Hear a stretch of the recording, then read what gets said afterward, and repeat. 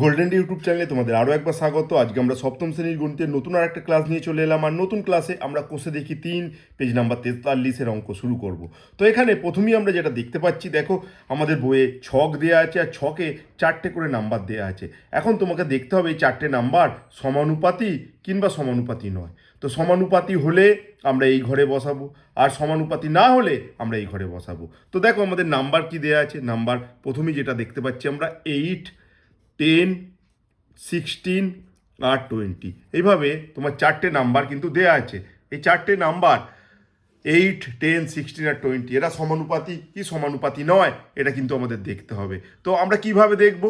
দেখতে গেলে আমাদের যেটা করতে হবে, এখানে এটা প্রথম, এটা দ্বিতীয়, এটা তৃতীয় আর চতুর্থ, 4টে নাম্বার। তো প্রথমে আমরা প্রথম আর চতুর্থর গুণ করব। প্রথম আর চতুর্থ, প্রথম আর চতুর্থ গুণ করলে কত পাবো? এখানে দেখো প্রথম আর চতুর্থ যদি আমরা গুণ করি, আমরা পাবো 8 × 20। তো এটা আমরা পাবো 8 × 20 গুণ করলে আমাদের হচ্ছে কত? 160। 8 × 20 গুণ করলে আমাদের হচ্ছে 160। অপরদিকে আমরা এরপর দ্বিতীয় এবং তৃতীয়র গুণ করব। দ্বিতীয় বলতে তোমার হচ্ছে দ্বিতীয় আর তৃতীয়র গুণ করব। তো দ্বিতীয় আর তৃতীয় গুণ করলে কত পাবো? 10, দ্বিতীয় হচ্ছে 10, তৃতীয় হচ্ছে 16, এইভাবে গুণ করব। গুণ করলে কত হচ্ছে? 10 আর 16 আবার 160। তার মানে দেখো এখানে প্রথম আর চতুর্থ গুণ করে আমরা যা পেলাম সেইটা ইকুয়াল টু কত? প্রথম আর চতুর্থ গুণ করে যা পেয়েছি, আর দ্বিতীয় আর তৃতীয় গুণ করেও কিন্তু তাই পেয়েছি। যদি এরকম হয় তাহলে আমরা বলবো নাম্বারগুলো সমানুপাতি, অর্থাৎ 8, 10, 16 ও 20 সমানুপাতি। আর যদি এরকম না হতো, দুটো যদি আনইকুয়াল হতো, তাহলে কিন্তু এরা সমানুপাতি নয়। তো এই ক্ষেত্রে এরা কিন্তু সমানুপাতি হয়ে গেল।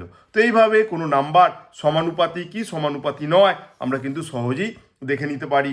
প্রথম এবং চতুর্থ গুণ করব, দ্বিতীয় আর তৃতীয় গুণ করব। যদি এই দুটো এক্স্যাক্ট ইকুয়াল হয়, যেমন এক্ষেত্রে হয়েছে, তাহলে নাম্বারগুলো সমানুপাতি। আর না যদি হয় তাহলে নাম্বারগুলো সমানুপাতি নয়। তো এইভাবেই তোমরা এই ছকের সমস্ত অঙ্ক কিন্তু করে ফেলতে পারো। বাকিগুলো আমি না করে আমি চলে গেলাম পরের যে অঙ্ক, তোমাদের 2-এর দাগের অঙ্ক, সেই অঙ্কতে। দেখো আমাদের এই পেজে 2-এর দাগে কি রয়েছে? 8 জন লোক একটি কাজ 15 দিনে করতে পারে। হিসেব করে দেখি 10 জন লোক এই কাজটি কত দিনে করতে পারবে। দেখো এই অঙ্কটা তো আমরা সহজেই ঐকিক নিয়মের সাহায্যে করতে পারি, কিন্তু তোমাদের এখানে মনে রাখতে হবে আমাদের কিন্তু ঐকিক নিয়মের সাহায্যে না করে আমাদের সমানুপাতের সাহায্যে করতে হবে। তো সমানুপাতের সাহায্যে কিভাবে আমরা করব, তো সেটা দেখে নাও। দেখো আমাদের অঙ্কতে কি বলা আছে, আমাদের ঠিক এই কথা বলা আছে 8 জন লোক 15 দিনে কিছু কাজ করতে পারে। আর তাহলে 10 জন লোক ওই কাজটাই কত দিনে করতে পারবে? তো 8 জন লোক 15 দিনে করতে পারে, 10 জন লোক কত দিনে করতে পারবে? দেখো এখানে লোক সংখ্যা বাড়ানো হয়েছে, তাহলে কিন্তু সময় কী হয়ে যাবে? কমে যাবে। এই কথা তোমাদের মনে রাখতে হবে। এখানে লোক সংখ্যা বেড়ে গেলে সময় কিন্তু কম লাগবে। 8 জনের বদলে যদি 10 জন কাজ করে সেম কাজ, তাহলে কিন্তু সময় কমে যাবে। তো এখানে আমরা প্রথমে এই কথাটা লিখবো, এই কথাটা খুব গুরুত্বপূর্ণ। লোক সংখ্যা বাড়লে কি হবে? এখানে সময় কমবে। এই কথাটা খুব গুরুত্বপূর্ণ। তো দেখো এখানে এমন পরিস্থিতি, একটা বাড়লে অন্যটা কিন্তু কমে যাচ্ছে। যদি তুমি লোক বাড়িয়ে দাও, সময় কমে যাবে।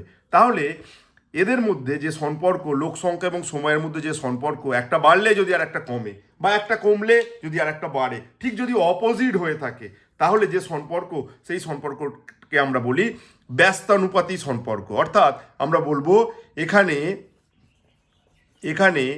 কাদের মধ্যে সম্পর্ক? খুব ইম্পর্টেন্ট লাইন এটা। এখানে লোক সংখ্যা এবং সময়ের মধ্যে সম্পর্কটি আমরা আগে লিখবো। এখানে লোক সংখ্যা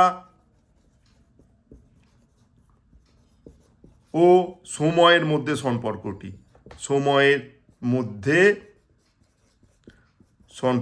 কিভাবে রয়েছে? সম্পর্কটি ব্যস্ত সমানুপাতি লিখবো আমরা, ব্যস্ত সমানুপাতি।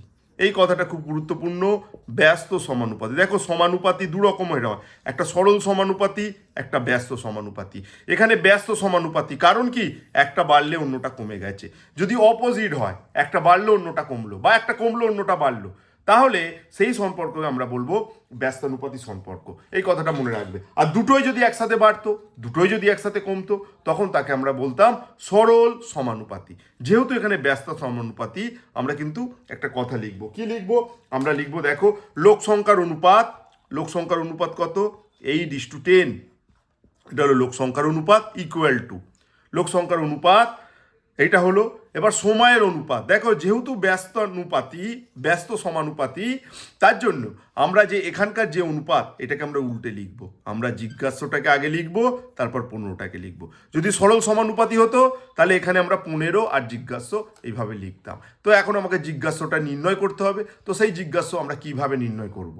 দেখো এই সম্পর্ক থেকে যদি আমরা এই জিজ্ঞাসার মান জানতে চাই, তাহলে আমি তোমাদের বলবো এই বিষয়ে তোমাদের জানতে হবে। আমরা আগেও আলোচনা করেছি, আমরা 4টে নাম্বারের অনুপাত ধরো, প্রথম আর দ্বিতীয়র অনুপাত ইকুয়াল টু যদি তৃতীয় চতুর্থর অনুপাত হয়, তাহলে প্রথমের সাথে কে রিলেটেড? প্রথমের সাথে চতুর্থ রিলেটেড। তাই প্রথম যখন আমরা নির্ণয় করতে চাইবো, চতুর্থ নিচে আসবে, ওপরে দ্বিতীয় তৃতীয়। ঠিক একইভাবে যখন আমরা চতুর্থ নির্ণয় করতে চাইবো, তখন দ্বিতীয় তৃতীয় ওপরে যাবে আর প্রথমটা নিচে চলে আসবে। যেহেতু প্রথম ওর সাথে রিলেটেড, যেটা রিলেটেড সেইটা হচ্ছে নিচে চলে আসবে। ঠিক একইভাবে তুমি যদি দ্বিতীয় নির্ণয় করতে চাও, দ্বিতীয় আর তৃতীয় পরস্পর রিলেটেড, তখন তৃতীয় নিচে চলে আসবে আর প্রথম আর চতুর্থ ওপরে যাবে। আর তৃতীয় নির্ণয় করতে চাইলে ঠিক একইভাবে দ্বিতীয় নিচে, প্রথম আর চতুর্থ এখানে চলে আসবে। এবার আমাদের যে অঙ্ক আমরা জিজ্ঞাসা নির্ণয় করব, দেখো এটা প্রথম, দ্বিতীয়, তৃতীয়, চতুর্থ, তাহলে এখানে এটা কিন্তু তৃতীয়, এটা মনে রাখতে হবে, এটা তৃতীয়। আর তৃতীয় জানতে গেলে তোমরা তো জানোই দ্বিতীয় এখানে আসবে, এখানে প্রথম আর এখানে চতুর্থ। তার মানে প্রথম মানে কি? প্রথম মানে এখানে কিন্তু 8, তার মানে আমরা বসাবো 8। চতুর্থ মানে কি? 15। আর দ্বিতীয় মানে আমরা বসাবো 10। তো এখানে কাটাকুটি করব। কাটাকুটি করলে কত হবে? 5 দিয়ে কাটলে 3 5 15, 5 2 10, 2 দিয়ে কাটলে এটা 4। তার মানে 3 4 কত বলো? 3 4 হচ্ছে 12। অর্থাৎ আমাদের যে প্রশ্ন করা হয়েছে, তাহলে 10 জন লোক কত দিনে কাজটি করবে? আমরা উত্তরে বলবো 10 জন লোক 12 দিনে কাজটি করতে পারবে। অতএব আমরা কি লিখব? 10 জন লোক কাজটি কত দিনে করতে পারবে? কাজটি 12 দিনে করতে পারবে, করবে। তো নিশ্চয়ই বুঝতে পারছো 10 জন লোক কত দিনে কাজটা করতে পারবে? 12 দিনে করতে পারবে। এইভাবে আমরা সহজেই কিন্তু এই অঙ্কগুলো করতে পারি। তো চলো আমরা দেখব পরের অঙ্কটি। দেখো 3 দাগের অঙ্কে আমাদের কি বলা হয়েছে? আমাদের বলা হয়েছে কিছু পরিমাণ খাদ্যে 12 জন লোকের 20 দিন চলে। হিসেব করে দেখি ওই খাদ্যে 40 জন লোকের কতদিন চলবে। 12 জনের 20 দিন চলে, তাহলে 40 জনের কতদিন চলবে আমাদের হিসেব করতে হবে। তাহলে দেখো আমাদের প্রশ্নে কি বলা হয়েছে? বলা হয়েছে 12 জন লোক 20 দিন খাবে একটা খাবার, নির্দিষ্ট পরিমাণ 40 জন লোক খেলে কতদিন চলবে। এখানে দেখো লোক সংখ্যা বেড়েছে, তাহলে নিশ্চয়ই বুঝতে পারছো সময় কমবে। খাবারের পরিমাণ নির্দিষ্ট, তাই যদি তুমি লোক বাড়িয়ে দাও সময় কিন্তু কমবে। আমি লিখবো কি? আমি লিখবো লোক সংখ্যা এখানে বেড়েছে, লোক সংখ্যা বাড়লে সময় কি হবে? সময় কমবে। কেন? কারণ বেশি লোক হয়ে গেলে একই খাবার কম দিন ধরে খাওয়া যাবে। তার মানে একটা যদি বাড়ে আর সাথে যদি অন্যটা কমে, এরকম সম্পর্ককে আমরা বলি ব্যস্ত সমানুপাতি। অতএব আমি লিখব, অতএব সম্পর্কটি কি? এখানকার যে সম্পর্কটি ব্যস্ত সমানুপাতি। আর যখন ব্যস্ত সমানুপাতি হয়, আমরা যদি লিখি নাম্বারগুলোকে, তাহলে কিভাবে লিখবো? এদের অনুপাত, অর্থাৎ 12 লোক সংখ্যার অনুপাত 12:40, এটা এদের অনুপাত। আর এখানে যে সময়ের অনুপাত, এটা কিন্তু উল্টে যাবে। যেহেতু ব্যস্ত সমানুপাতি, তাই এটা উল্টে যাবে। অর্থাৎ জিজ্ঞাস্য আগে আসবে আর 20টা তারপরে। এটাকে উল্টে অনুপাতে লিখবো আমরা। আর এখানে দেখো এটা প্রথম, দ্বিতীয়, তৃতীয়, চতুর্থ। আমরা জিজ্ঞাস্যটা নির্ণয় করব, যেটা কিনা তৃতীয় পদ। আর আমরা তো পড়েইছি তৃতীয় যদি আমরা বার করতে চাই, তৃতীয়র সাথে দ্বিতীয় রিলেটেড, আমাকে এখানে দ্বিতীয় আনতে হবে আর প্রথম ইন্টু চতুর্থ। তার জন্য আমি এখানে লিখব দ্বিতীয়, এখানে লিখব প্রথম, এখানে লিখব চতুর্থ। তার মানে প্রথম বলতে কে? প্রথম বলতে 12, চতুর্থ বলতে কি? 20, আর দ্বিতীয় বলতে 40। তার মানে দেখো আমি যদি 20 দিয়ে 40কে কাটি 2, 2 দিয়ে যদি 12কে কাটি 6, তার মানে 40 জন লোকের কতদিন চলবে? অতএব ওই খাদ্যে আমরা কি লিখতে পারি? ওই খাদ্যে 40 জনের 6 দিন চলবে। আমরা কিন্তু পরিষ্কার লিখতে পারি 6 দিন চলবে। ওই খাদ্যে 40 জনের কতদিন চলবে? 6 দিন চলবে। তো এইভাবে আমরা সহজেই এই অঙ্কটা করতে পারি। তো চলো আমরা দেখে নেব এই পেজের শেষ অঙ্কটি, অর্থাৎ 4 দাগের অঙ্ক, অরুণ বাবুর অঙ্কটি কি রয়েছে সেটা দেখে নেব। তোমার শেষ অঙ্কটি কি রয়েছে? অরুণ বাবু তার কৃষি জমিতে 16টি লাঙল দিয়ে 10 দিনে সব জমি চাষ করিয়েছেন। ওই জমি 8 দিনে চাষ করতে চাইলে কতগুলি লাঙল দরকার পড়বে? এটা আমাদের নির্ণয় করতে হবে। 10 দিনে চাষ করতে 16টি লাঙল লাগছে, তাহলে 8 দিনে চাষ করতে কটি লাঙল লাগবে? দেখো এখানে আমাদের কি দেওয়া আছে, 10 দিন সময় 16টি লাঙল প্রয়োজন, তাহলে 8 দিন সময়ে কটি লাঙল প্রয়োজন। তো দেখো এখানে তো সময় কমেছে, 10 থেকে 8 হয়েছে, তাহলে লাঙল সংখ্যা কিন্তু বাড়াতে হবে। লাঙলের সংখ্যা না বাড়ালে কিন্তু সময় মতো চাষ করা যাবে না, কারণ তোমার হাতে সময় কম আছে। তাহলে এই রকম সম্পর্ক, যখন একটা কমছে আর একটা বাড়ছে, ঠিক বিপরীত সম্পর্ক, এই রকম সম্পর্ককে আমরা বলি ব্যস্তানুপাতি সম্পর্ক বা ব্যস্ত সমানুপাতি বলতে পারি। অতএব আমি লিখবো ঠিক আগের মতন করে আমরা লিখবো সম্পর্কটি, এখানকার কার সম্পর্ক, সময় এবং লাঙল সংখ্যার সম্পর্কটি ব্যস্ত সমানুপাতি। আমরা কিন্তু লিখব ব্যস্ত সমানুপাতি। কেন ব্যস্ত সমানুপাতি? কারণ একটা কমলে অন্যটা বাড়ছে বা একটা বাড়লে অন্যটা কমে, এই ধরনের সম্পর্ক কি আমরা কি বলি, ব্যস্ত সমানুপাতি। আর ব্যস্ত সমানুপাতি কি করে গঠন করতে হয় তোমাদের অলরেডি শিখিয়েছি।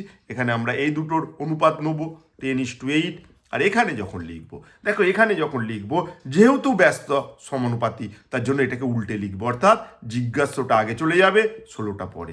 আর এখানে জিজ্ঞাস্য ঠিক আগের মতন তৃতীয়, তোমাদের ঠিক আগের অঙ্ক যেমন দেখালাম, তৃতীয় নির্ণয় করতে গেলে দ্বিতীয় নিচে আসে আর প্রথম আর চতুর্থকে ওপরে দিয়ে গুণ করতে হবে। তার মানে প্রথম, এখানকার প্রথম হচ্ছে 10, চতুর্থ হচ্ছে কত বলো 16, আর দ্বিতীয় হলো 8। তাহলে 8 দুগুণে 16 সমান হচ্ছে 10 দুগুণে 20। অর্থাৎ তোমার 8 দিনে যদি আমরা চাষ করতে চাই, আমাদের কটা লাঙল লাগবে?